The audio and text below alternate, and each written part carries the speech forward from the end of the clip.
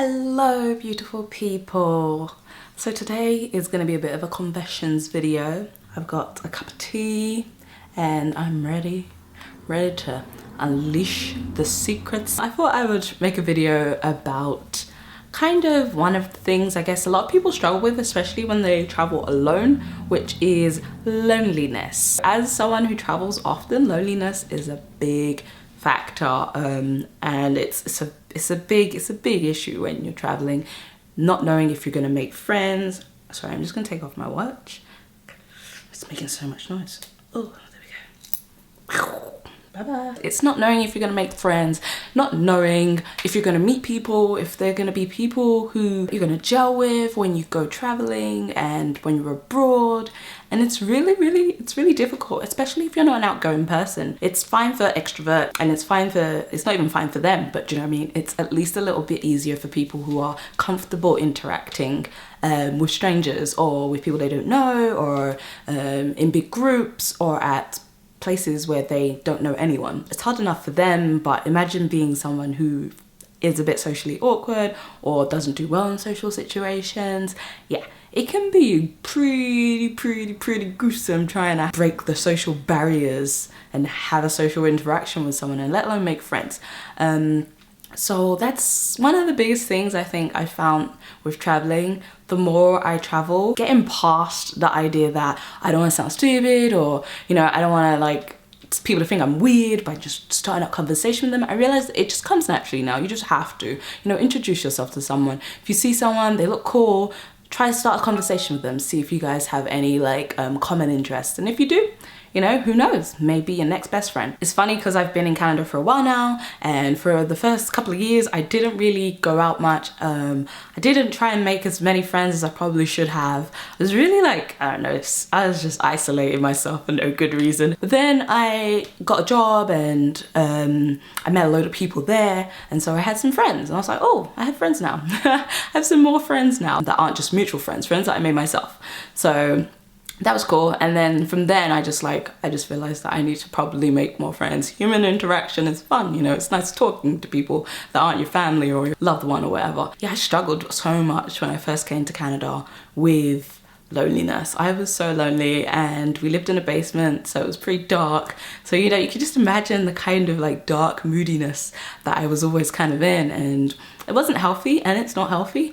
It's fine. It's fine to want to be alone. There's nothing wrong with that, you know, wanting to be alone and choosing to sit at home, eat bad food, watch bad TV. That's your choice. That's okay. But if it's like not by choice and you're lonely and you want to be out doing things, that's when you gotta kind of just like rethink things, you know, get up and do something about that. I found that it was really hard to make friends, especially in Vancouver. The biggest thing for me was that people here are a bit different. The only way I could truly explain that is by comparing it to when I first got here. I felt like Vancouver was the LA of Canada, or BC, the LA of BC. I would say the LA of Canada, let's just say, like, yeah.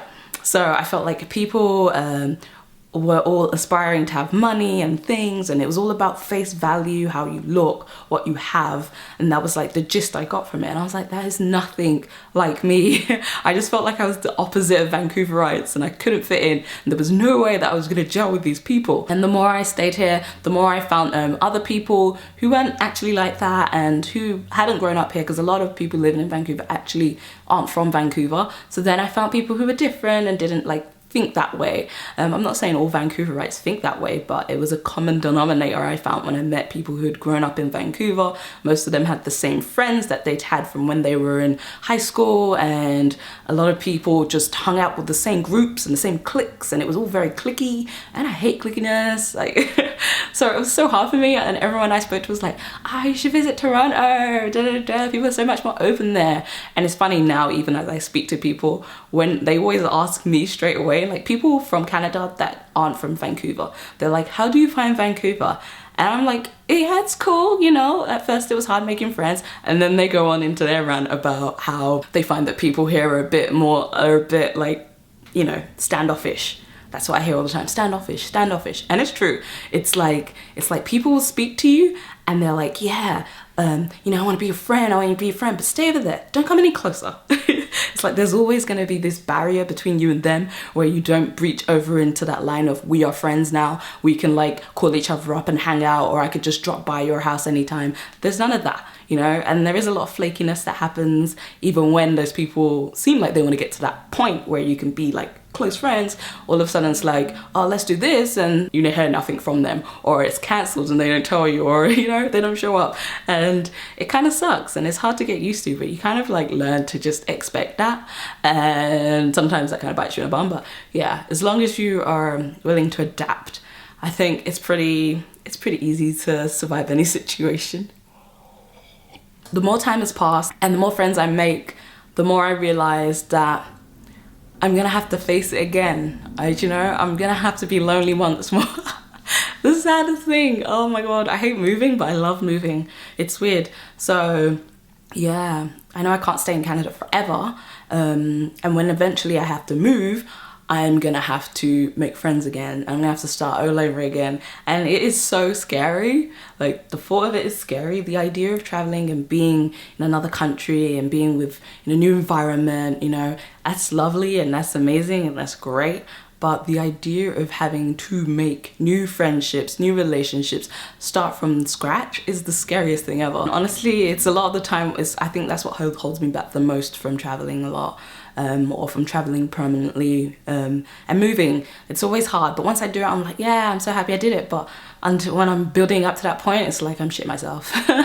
I'm still trying to battle, like I'm not as lonely as I used to be because I have my friends around. One of my friends from Korea who moved, she lived in a bunch of other places anyways, but she moved to Canada recently. So it's nice to have her here, and I have some of my other friends from my old work and from my new work, meet people on set every day. So I'm not as lonely as I used to be. Sometimes I still feel lonely. Sometimes I kind of want to go out. Sometimes I want to be like, I just want to be a hermit crab and I just want to watch Netflix or Korean dramas and, you know, eat ramen, drink tea, hang out, drink some wine, and that's okay. But it's when I'm starting to feel like I really wish I was out doing something, that's when I know I have to like get up, go to a meetup, do something to get myself out of the house, because you don't want to go into that lonely dark void where you can never get out of. So loneliness. Have you been lonely traveling?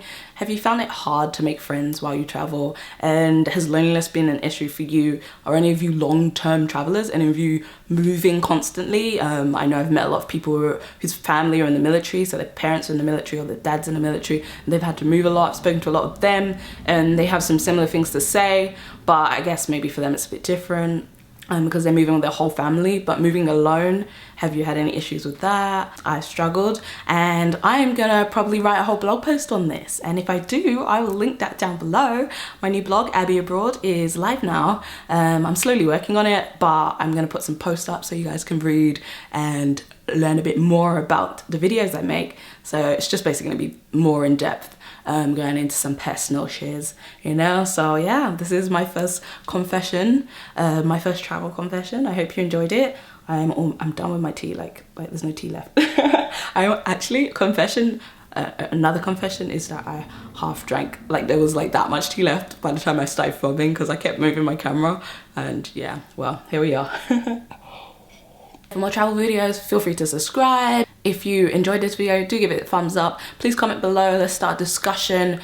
I'm sure there are a lot of you out there who are struggling with being somewhere new. You don't have to be traveling, you might have just moved for school or moved because your parents moved.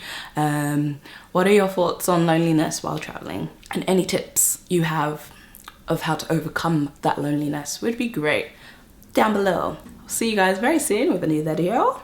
Until then, annyeong. I've been craving tea all week. Oh, it's delicious. Oh, there's something to just can't beat a good PG tips with milk and sugar. Really not sugar, it was a sweetener, but still. Oh, tea. Tea's life. Okay, I'm gonna go. Annyeong.